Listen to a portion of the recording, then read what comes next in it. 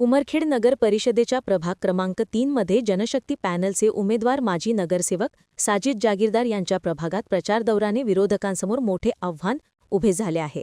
उमरखेड नगर परिषद निवडणुकीच्या पार्श्वभूमीवर शहरातील लक्षवेधी असलेले प्रभाग 3 मध्ये माजी नगरसेवक साजिद जागीरदार यांच्या प्रचार दौऱ्याने या प्रभागात विरोधकांसमोर एक मोठे आव्हान दिसत आहे. साजिद जागीरदार हे राजकारणासह सामाजिक कार्यात नेहमी पुढे राहतात. त्यांचा कुशल नेतृत्व व जनसंपर्क अतूट असल्याने एक मोठा चेहरा या प्रभागात विरोधकांना आव्हान देताना दिसत आहे. वर्ष 2000 मध्ये साजिद जागीरदार यांचे वडील बाबा जागीरदार यांनी एक अपक्ष पॅनल उभारला होता. या अपक्ष पॅनलची निशाणी बस होती. तसेच संपूर्ण पॅनल बस या निशाणीवर बहुमताने निवडून आला होता. आता पुन्हा एकदा 25 वर्षांनंतर तोच काळ आणि निशाणीसुद्धा बस आणि जनशक्ती पॅनलचे प्रमुख चेहरा साजिद जागीरदार असल्याने त्यांची वडिलांचा इतिहास पुन्हा एकदा होणार का, अशी चर्चा शहरात सुरू आहे.